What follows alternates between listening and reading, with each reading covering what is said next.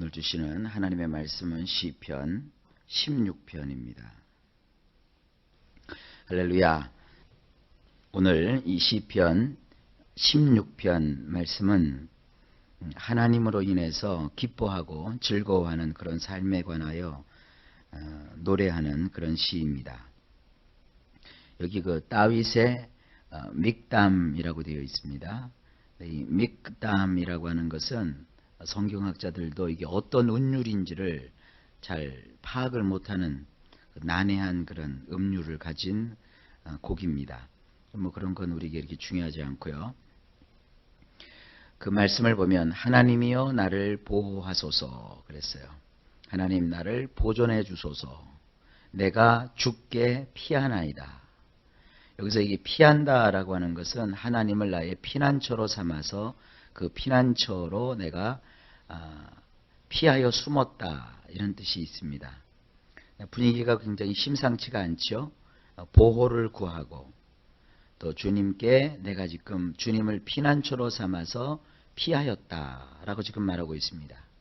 그 내용이 뭔지는 모르겠습니다만 이 다윗은 뭔가 절박한 상황 혹은 쫓기는 상황 또 여러 가지 어려운 상황에 처한 것은 분명합니다. 2절을 보니까 내가 여호와께 아뢰되 주는 나의 주시오니 주밖에는 나의 복이 없다 하였나이다. 여기 그 앞부분에 어떻게 되어 있느냐면 내가 여호와께 아뢰되 주는 나의 주시오니 하고 우리 성경은 좀 밋밋하게 되어 있죠. 근데 원래는 어떻게 되어 있냐면 내 영혼아 너는 여호와께 말하라 이렇게 되어 있어요. 내 영혼아 너는 여호와께 말하라. 뭐라고 말을 하느냐 하면 주님은 나의 아도나이이십니다. 이 아도나이라고 하는 것은 구약에서 주님이라는 표현입니다. 주님, 나의 인생의 주관자가 되시고 나의 인생을 이끌어 가시는 분이십니다. 보통 이 아도나이라고 하는 것은 원래 구약에서는 여호와라는 말이 너무 거룩해가지고 여호와라는 말을 쓰지 않고 성경을 읽다가 여호와라는 대목이 나오면 다 그것을 주님이라는 뜻으로 아도나이라고 다 바꿔서 읽었어요. 그래서 히브리어 음독을 할 때는 여호와라는 말이 나오면은 발음을 하지 않고 다 아도나이라고 합니다. 그래서 그 발음을 어떤 학자는 뭐 야훼라고 하고 어떤 학자는 여호와라고 발음을 하는데 아예 이스라엘 사람들은 그걸 발음을 하지 않았어요. 글자를 써놓고. 근데 우리가 이제 그걸 발음을 하는데 조금 책을 좀 보고 또 신학을 좀 접한 분들은 자꾸 그 여호와를 야훼 그래요. 근데 야훼라는 말이나 여호와라는 말이나 음가가 같아요. 그래서 야훼라고 한다고 해서 뭐 특별히 잘난 것도 없고 또 여호와라고 해서 특별히 부족한 것도 없습니다. 그저 우리 성경에 여호와라고 번역이 되어 있으므로 여호와라고 발음하는 것은 합당합니다. 굳이 무슨 야훼 그런데 현혹되지 마세요. 야훼라는 말이나 여호와라는 말이나 다 같은데 구약에서는 야훼라는 말보다 또 여호와라는 말보다 아도나이라는 표현을 썼습니다. 그런데 오늘 이 본문은 다윗이 하나님을 향하여서 직접 대고 아도나이라고 발음을 해요. 그건 뭡니까? 지금 다윗이 뭔가 모르지만 쫓기고 있단 말이에요. 뭔가 모르지만 그가 지금 도망하고 있다고요. 피난처를 찾아서 가는 그런 인생이었어요. 그런데 하나님을 향해서 그가 아도나이라고 부릅니다. 나의 주님이라고 부릅니다. 그건 뭡니까? 인생이 지금 내가 못나서 혹은 내가 무슨 일을 저질러서 내가 쫓기는 게 아니라 나의 주인이신 하나님께서 나를 지금 그러한 과정 속에 집어넣으셨다는 거예요. 그러니까 다윗은 기쁠 때만 하나님이 나와 함께 하신다 그런 것이 아니라 하나님을 아도나이 주님으로 모셨기 때문에 비록 그의 인생 속에서 쫓기고 도망하고 피난하는 그런 처지이지만 그곳에서 하나님이신 주님을 찾는 거예요. 여러분 이게 얼마나 행복한 줄 아십니까? 우리가 이런 주님에 대한 의식을 갖고 있지 않으면 잘났을 때는, 잘 될 때는, 형통할 때는 하나님이 나와 함께 하신다라는 걸 믿다가도 나의 인생 속에 조금 어려움이 닥치고 좀 곤란한 일이 생기고 괴로운 일이 생기면 주님 도대체 어디 계십니까? 이렇게 돼버리거든요. 근데 다윗은 안 그랬어요. 그런 처지에 있다 할지라도 하나님은 나의 주님이십니다. 주인이신 하나님이 나를 이곳까지 인도하셨고 이 일도 겪게 하신 것입니다 하는 이런 신앙입니다. 이런 신앙은 저나 여러분이 꼭 가져야 될 신앙인 줄로 믿습니다. 그러면서 그가 말하잖아요. 주 밖에는 나의 복이 없다 하였나이다. 왜 우리 성경에서 이 부분을 복이라고 번역을 했는지 제가 좀 이해가 안 되는데, 사실은 여기서는 복이라는 말은 아니고 토브라고 해서 좋다라는 뜻이에요. 그래서 이것은 한자어로 번역할 때는 선이라고 번역을 해야 돼요. 그래서 나의 선이 하나님밖에 없습니다. 이걸 좀 쉽게 얘기하면 내가 좋은 것은, 나의 인생에 있어서 좋은 것은 주님밖에 없습니다. 주님만이 나의 선이십니다. 주님만이 나의 인생에 좋은 것입니다. 이런 뜻이에요. 그렇죠. 지금 쫓기고 도망하고 피난하는 처지인데 좋을 게 뭐가 있겠어요? 자기의 처지를 생각하면 좋을 게 뭐가 있어요? 그러나 자기의 인생을 인도하시는 아도나이 되시는 하나님을 볼 때 거기에 선한 것이 있는 거예요. 좋은 것이 있는 거예요. 그러니까 예수님 안에서는 좋은 일이 있는 것을 믿는 거예요. 나의 가지고 있는 재물, 내가 처해 있는 환경, 내가 만나는 사람 속에서 좋은 것을 발견하려고 하면 많은 시간 동안 여러분 실망할 겁니다. 그러나 변치 아니하시고 항상 미쁘시고 우리에게 아름답고 위대하고 좋은 것을 베풀어 주시는 하나님을 보면 항상 하나님께는 좋은 것이 넘치는 거예요. 그래서 여러분들이 하나님께로 향하는 시선을 조금이라도 늦추셨으면 안 돼요. 그 하나님은 참 좋으신 하나님, 나에게 좋은 것을 주시는 하나님, 나의 좋은 것, 나의 그 인생의 귀중한 것들은 다 하나님께로부터 나는 것이다. 이런 신앙을 꼭 가지시길 주의 이름으로 축복합니다. 그리고 3절에 보니까 땅에 있는 성도는 존귀한 자니 나의 모든 즐거움이 저희에게 있도다. 여기 보면 갑자기 그 문맥의 흐름에 맞지 않게 삽입된 것 같은 느낌이 들어요. 여기서 이 성도라고 하는 것은 거룩한 사람, 거룩한 사람을 뜻해요. 그 거룩한 사람은 어디에 있는 사람이냐? 땅에 있는 사람인데 땅에서 이 거룩함을 추구하는 이 경건한 사람은 어떤 사람이냐? 이 사람은 아주 존귀한 사람이다. 아주 지체가 높은 사람이다 라는 거예요. 그런데 나의 모든 즐거움은 바로 그와 같은 사람에게 있도다 그랬어요. 자, 이것을 가만히 놓고 묵상을 하면 이건 누구냐 하면 다윗 자신이 이렇게 인정하고 있는 거예요. 자기는 하나님을 경외하는 사람이고 자기는 하나님을 믿는 사람이고 자기는 하나님께 예배하는 사람이고 하나님께로 향하여 있는 하나님의 사람이라는 거예요. 그러면 이 땅에 발을 딛고 있기 때문에 때로는 땅에서 일어나는 어려운 일을 겪기도 하고 땅에서 일어나는 여러 가지 힘든 일을 겪기도 하지만 그 사람은 하나님께 속해 있는 거룩한 성도이기 때문에 그 사람은 존귀한 자예요. 아주 높은 자예요. 아주 값어치가 있는 자예요. 그래서 바로 그 안에 나의 기쁨이 있고 즐거움이 있다. 이런 표현입니다. 이걸 조금 더 쉽게 표현할까요? 일상생활과 삶 속에서는 여러 가지 어렵고 힘든 일을 겪고 있지만 그러나 하나님 앞에 있는 나 자신을 볼 때는 나는 굉장히 존귀한 자예요. 이런 존귀한 자로서 하나님 앞에 내가 있기 때문에 나는 나를 향하여서 뭐를 갖는다는 거예요? 즐거움을 갖는다는 거예요. 여러분은 여러분 자신에 대해서 어떤 생각을 가지고 계세요? 아유, 나는 해도 안 돼. 내 인생은 왜 이 모양이야. 내 팔자는 꼬여도 한참 꼬였어. 내 인생이라고 하는 것은 정말 비참해. 이런 생각을 갖고 계세요? 아닙니다. 오늘 다윗은 그 어려운 역경 속에 있으면서도 자기가 하나님을 믿는 성도인 것을 알아서 자기 인생 속을 기쁨으로 즐거움으로 가득가득 채우겠다 하는 이런 강렬한 신앙심이 있는 거예요. 신앙은요, 우리가 하나님만 열심히 믿으면 된다 이렇게 생각하는데, 하나님을 믿는 게 뭐예요? 하나님이 주시는 기쁨을 내가 받아서 나의 삶 속에 간직하고 있는 거예요. 내가 기쁠 것이 아무것도 없는데 하나님을 믿기 때문에 기뻐하는 거예요. 오늘 사실 이 시편 16편 전체에는 기쁨, 즐거움, 좋은 것 이런 것이 꽉 차 있어요. 자, 그 다음 보실까요? 4절에 그렇게 해석을 하니까 4절 말씀이 자연스럽게 붙어요.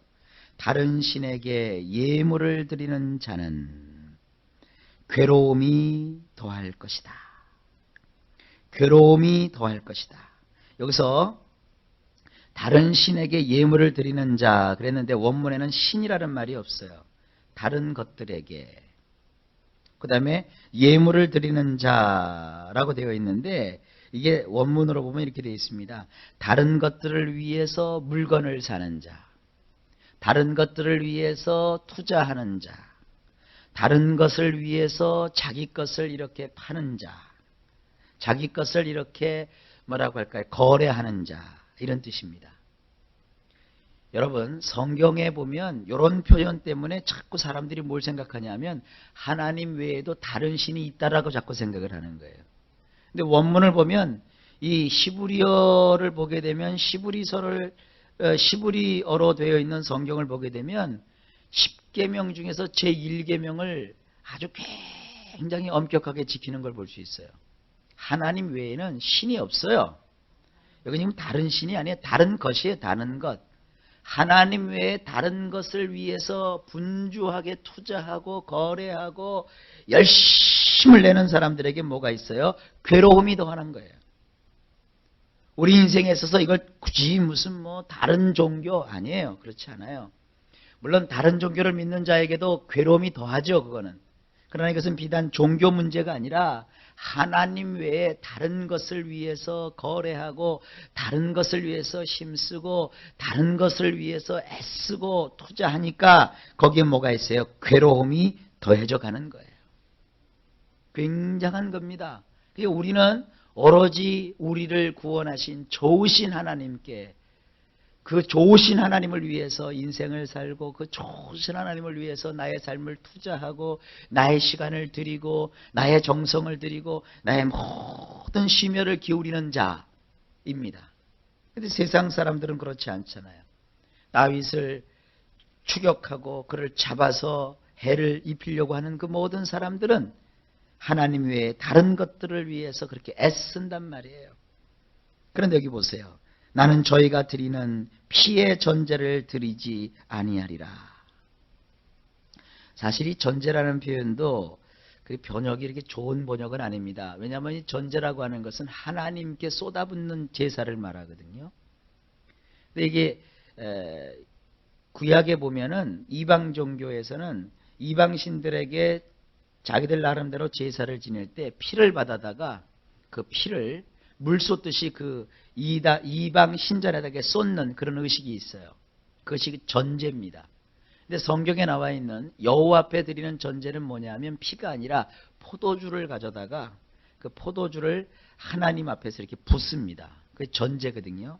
그래서 여기서 말하는 이 피의 전제라고 하는 것은 사람을 상하게 하고 사람을 죽여서 그의 피를 흘리는 그런 잔혹하고 잔인한 폭력적 행위를 뜻하는 거예요. 이게 무슨 얘기입니까? 다윗은 지금 피해 다니고 도망자 신세예요. 그러니까 이 사울이죠. 특별히 다윗을 잡아갖고 죽여서 피를 내고자 하는 거예요. 피를 내고자. 그런데 다윗은 지금 어떻게 하겠다는 거예요? 나는 내가 칼을 뽑아서 상대에게 피의 복수를 해가지고 피를 흘리는 그런 일을 하지 않겠다는 거예요. 왜? 아도나이의 하나님을 자기가 믿기 때문에. 그래서 이 사울은 피를 묻혀서 뭘 하려고 했지만 다윗은 그러지 않았어요. 여러분, 저나 여러분들이나 일평생 손에 피를 묻히는 일이 없기를 주님의 이름으로 축복합니다. 그리고 내 입술로 그 이름도 부르지 아니한다 그랬어요. 이게 뭡니까? 우리는 말로 그러잖아요. 너 죽어? 내가 너를 죽일 거야? 내가 너를 가만두지 않을 거야?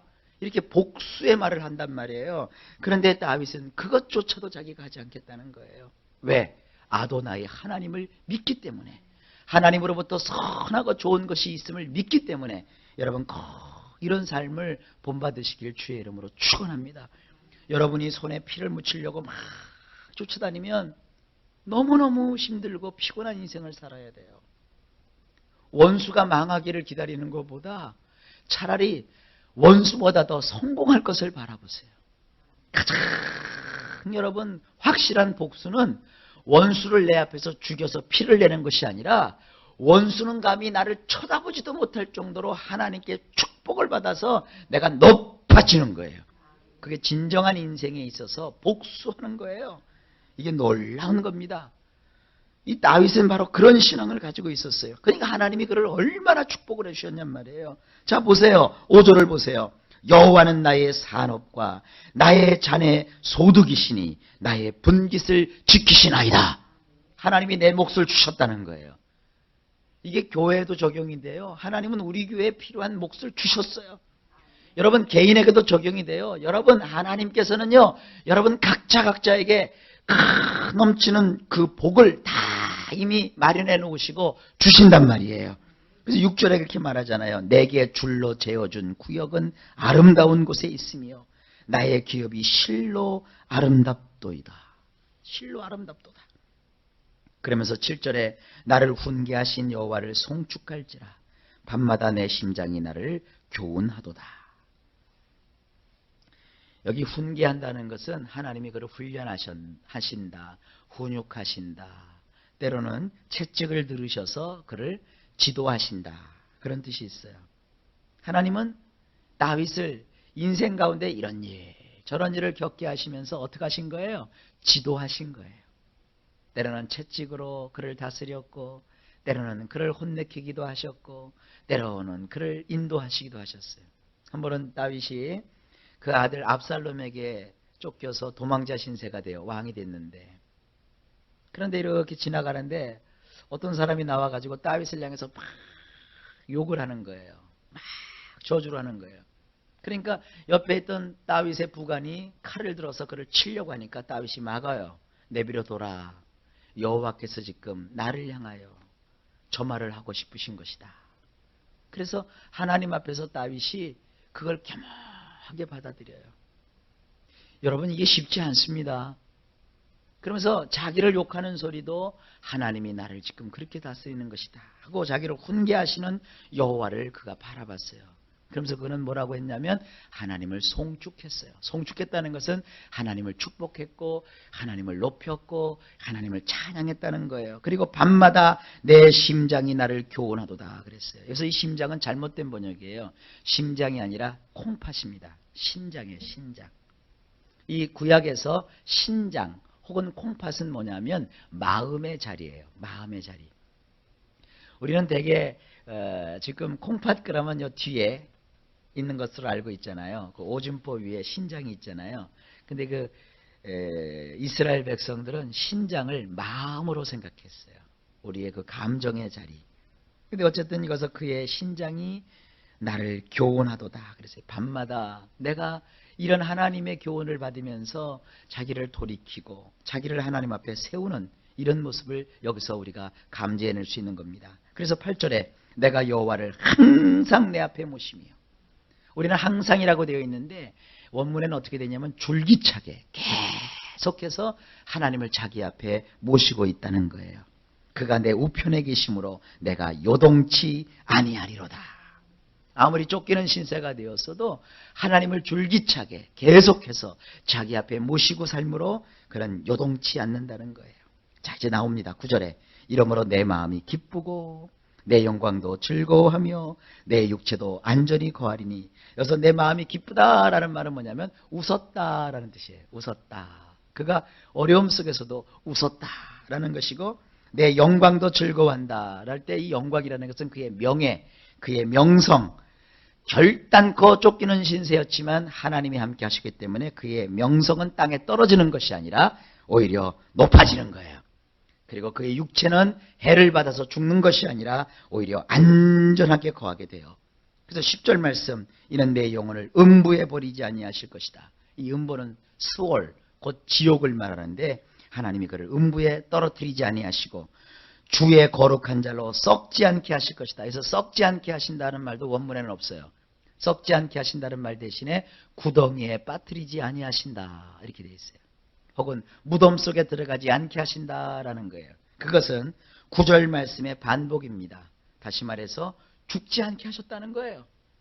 하나님이 그를 죽음에서 건지신다는 거예요.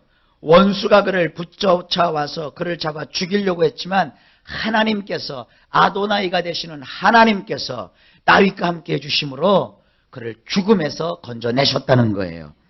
그래서 11절에 뭐라고 되어 있습니까? 주께서 생명의 길로 내게 보이시니니 주의 앞에는 기쁨이 충만하고 주의 우편에는 영원한 즐거움이 있나이다. 할렐루야. 이 얼마나 귀한 말씀입니까? 다윗만 이런 고백을 할 수 있는 게 아닙니다, 여러분. 우리도 역시 다윗처럼 하나님의 붙들림을 받은, 하나님의 택함을 받은 자입니다. 다윗은 그의 일평생 동안 하나님께 합당히 여김을 받는, 하나님이 합당히 여기시는 그런 사람이 되었어요. 그래서 이 사도행전에 보게 되면 주의 마음에 합한 사람이라고 되어 있습니다. 그래서 여러분들이 이런 얘기를 해요. 설교자들이. 우리도 하나님 마음에 합한 사람이 됩시다. 그래서 하나님 마음에 합한 사람이 되려면 첫째 이렇게 하시오, 둘째 이렇게 하시오, 셋째 이렇게 하시오. 그럼 제가 그러죠. 그렇게 해도 하나님 마음에 합할 수가 없어요. 우리가 노력한다고 해서 하나님이 마음에 합하고 안 합하고가 아니에요. 이미 노력을 안 해도 하나님은 예수 그리스도 안에서 우리를 마음에 합한 자로 받아주신 거예요. 그것이 어디에 나와요? 탕자의 비유에 나오는 거예요. 첫째 아들은 아버지 곁을 떠나지 않고 늘 아버지 옆에서 효도했어요. 하나님은 그 아들에게 모든 걸 다 주시고자 하셨어요. 근데 아들은 그걸 몰랐죠. 근데 둘째 아들은 아버지 것을 갖다가 허랑방탕하고 탕질해 버렸어요. 우리가 볼 때는 아버지의 마음에 합하지 않지요. 주님 것을 갖다가 허랑방탕하고 탕진해 버렸는데 그게 아버지 마음에 합하겠어요? 그런데 아버지는 어떻게 하셨어요? 그 아들이 돌아올 것을 미리 아시고 동구 밖에 나오셔서 상거가 뭔데 자식을 기다리고 계셨어요. 근데 그 자식이 돌아올 때 성공하고 돌아온 게 아닙니다. 다 망치고 다 만신창이가 되고 다 깨어지고 다 부셔지고 완전히 거지가 되어서 그가 돌아왔어요. 근데 아버지가 어떻게 했습니까? 너는 이제부터 나의 마음에 합하도록 노력해라 그러지 않았어요. 아버지가 먼저 달려가셔서 찢기고 상하고 냄새나고 더럽고 죄악으로 얼룩져 있는 아들을 그 품에 푹 안아버리셨어요. 그리고 나서는 아버지가 껴안아 주셨다고요. 그러니까 그 아들이 그 아버지 품에 안겨서 그때서 회개하는 거예요. 아버지, 내가 큰 죄를 졌습니다. 이제 나를 아들이라고 하지 마시고 아버지 집에 있는 종으로 여겨주세요. 아버지가 뭐라 그래요? 아니다 이놈아, 너는 죽었다 다시 살아온 내 아들이다 하고 데리고 가셔가지고는 목욕을 시켜주시고 가락지를 내다가 끼워주시고 신발을 새롭게 신겨주시고 새 옷을 갖다 입혀주시는, 그리고 잔치를 베풀어 주셨다고요. 이게 뭐예요? 하나님의 은혜예요. 그러니까 여러분, 하나님이 우리에게 요구하시는 것은 요거 하라 저거 하라가 아니라 여러분의 그 존재 자체가 하나님의 기쁨이고 하나님의 즐거움이에요. 우리는 하나님 앞에 잘할 수도 있고 못할 수도 있어요. 오늘 우리가 본받아야 될 건 바로 이겁니다. 다윗이 하나님을 향하여서 아도나이라고 불렀던 것. 우리는 하나님을 아도나이라는 말보다 더 진한 말로 부르죠. 아버지라고 하잖아요. 하나님 아버지예요. 그 아버지 앞에 나와서 여러분 그 모든 마음을 쏟아놓으시고 모든 선하고 좋은 것이 아버지로부터 온다는 사실을 믿으시고 오늘도 더 아버지께 가까이 다가가시는 저나 여러분들 되시기를 예수님의 이름으로 축복합니다.